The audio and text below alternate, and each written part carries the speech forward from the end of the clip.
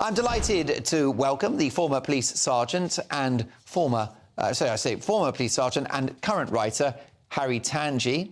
And we'll catch up shortly with Just Stop Oil's Emma Brown. First of all, Harry Tangye, thank you so much for joining us. What do you make of the more robust approach from the police in the last day or two?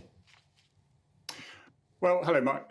Yeah, they've basically been looking at the law that's been happening, stated cases, the way the courts are going. I believe they've made 219 arrests since the beginning of November. 150 charged now. So they're getting a feel of what is actually accepted by the courts. They can't be interested in what the whole thing is about. They've got to be impartial. And so you have to ask what the alternative is then. Do we just let non-compliant people go? Now, if you actually dragged someone away, you're more than likely going to cause an injury to them, muscular or even bone, especially when elderly people are being involved maybe, and cause injury. Pain compliance has been around for many, many years. And when I was on public order unit, that's what was taught. And we used it very rarely. It was basically to get someone to let go of something when we were able to do so, when it was legally necessary and all other options had failed. So the alternative to this is to just let them go. And I think we've got to remember that they are going to be putting anyone who is having pain compliance put on them, and they've got an audience, will be putting a show up. I think we can be pretty sure about that. Well, Harry Tangye, great to have your thoughts on that as a retired cop. Let's now welcome Just Stop Oil's Emma Brown. Emma, great to have you on the show as well. I've just received this email from Ian, Mark at GBNews.com. He said, considering the Just Stop Oil cretins were obstructing a paramedic trying to get an emergency with all of the blue lights flashing, I think the police were too gentle with the protester. Do you agree? Well, it's really unfortunate that ambulance was caught up in that disruption. We know that what we do is disruptive. The protesters were on the other side of the road from the ambulance. And at that point, all of the people had already been in police custody and had been dragged into the central reservation. So we were not blocking the road as such. It was more the police that were blocking the road. And I think we've seen, the police have a responsibility in terms of public order.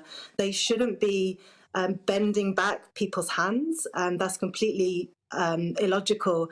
And they should also be responding in a manner which is obviously as least disruptive to other vehicles as possible. So I wanted to point out that the person in that video, I know him. He's called Alistair Glass.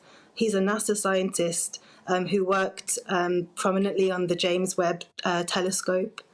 So I would ask, why is a person like that in a position like this? Maybe there's a reason for that.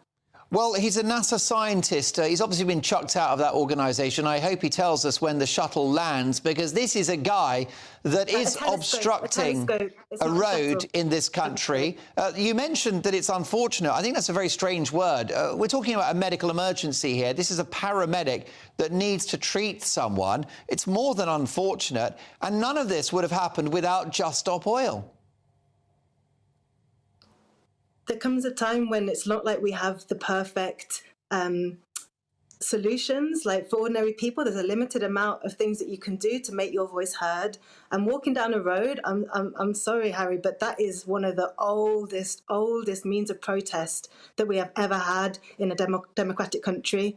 So it should be acceptable to walk down a road. And usually we do work with organisations to, we do try and get off the road if there is a blue light, and we've been doing these kind of protests for a very, very long time, and nobody has been hurt, and that is because we do try our very best.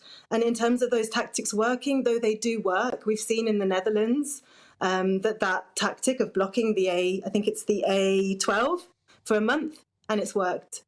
Okay, Harry, politicians. That's something that they need to deal with the issue, because you can't arrest your way out of an environmental protest. OK, Emma. Harry Tangye, how far do you think the cops should go?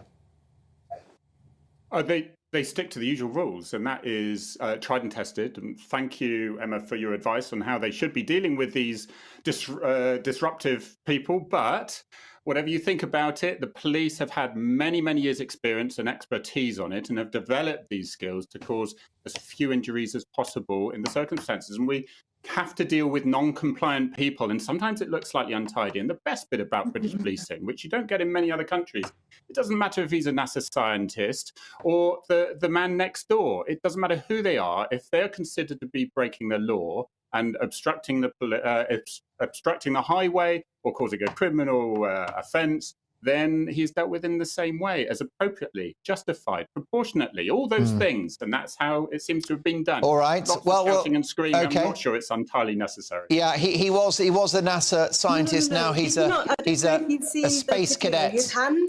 I don't know Emma. if you've seen the video. So his hand was bent back. Like, I can only bend back my hand this far. His hand was bent You should do back yoga. this far. That is pain compliance. And I think that it doesn't matter what job you do, nobody should be dealt with in that way. That person was being then be compliant. There is that the law has been changed about every 5 minutes with this new Home Secretary. Doesn't hurt. There is procedure. The procedure is that the police lift each person, one person per limb and one behind the head, and that is how you get somebody who's I used it for 30 years. I'm sorry, I used it for 30 years, Emma. 30 years. I was frontline. For 30 years, literally, you were on the fatal investigation team and the armed response team. That is not about peaceful protesters. I was armed response, and you attend incidents that aren't firearms incidents. But did this look like an armed response incident? Do you think it's acceptable for the police to harm and to cause pain to citizens that are peaceful? He wasn't harmed. Okay, let Harry briefly. Harry, if you could answer.